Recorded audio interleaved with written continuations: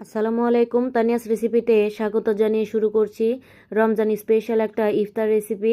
আর এটা দুর্দান্ত স্বাদের একটা রেসিপি। আর এই রেসিপিটা তৈরি করে আমি মহা বিপদে পড়ে গেছি। প্রায় প্রতিদিনই আমাকে এটা বানানোর আবদার করে আমার ছেলে।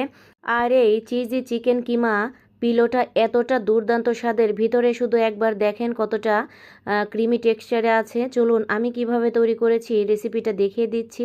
এখানে আমি 2 কাপ ময়দা নিয়েছি, দিয়ে দিলাম 1 চামচ লবণ আর 2 চামচ তেল।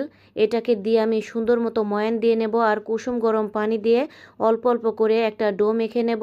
আর ডোটা কিন্তু নরম করা যাবে না, আবার খুব বেশি শক্ত হবে না। আর 1 চামচ তেল দিয়ে আমি আবারও একটু মেখে এটাকে 10 মিনিটের জন্য রেস্টে রেখে দেব।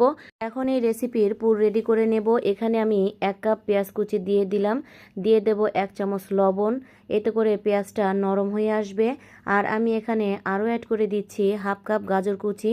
আপনাদের কাছে যদি গাজর না থাকে সেক্ষেত্রে বাঁধাকপি দিলেও হবে, আর যদি না থাকে না দিলেও চলবে। আর এটাকে দিয়ে আমি এখন 1 কাপ চিকেন কিমা রেডি করে রেখেছিলাম সেটা দিয়ে দেব। আর অবশ্যই চিকেন কিমাটা দিয়ে তৈরি করার চেষ্টা করবেন। আর চিকেন না থাকলে বিফ দিয়েও হবে। 1 চামচ আদা বাটা দিয়ে দিলাম আর 1 চামচ রসুন বাটা দিয়ে দিলাম। দিয়ে এখন আমি এটাকে ভালো মতো মিলিয়ে নেব। আর ঝালের জন্য দিয়ে দিয়েছি 1 চামচ চিলি ফ্লেক্স।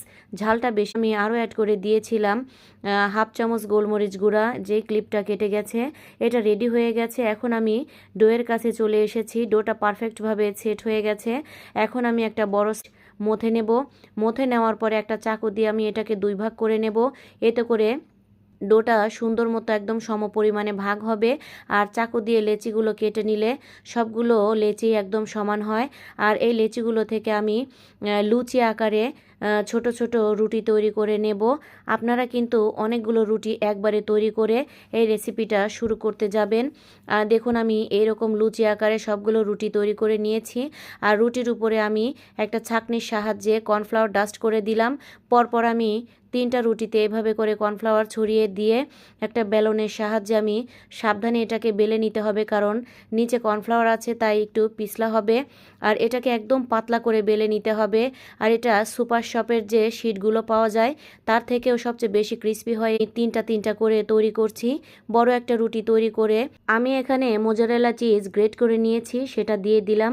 আর যে কিমাটা রেডি করে রেখেছিলাম সেই কিমাটা উপরে দিয়ে দেব।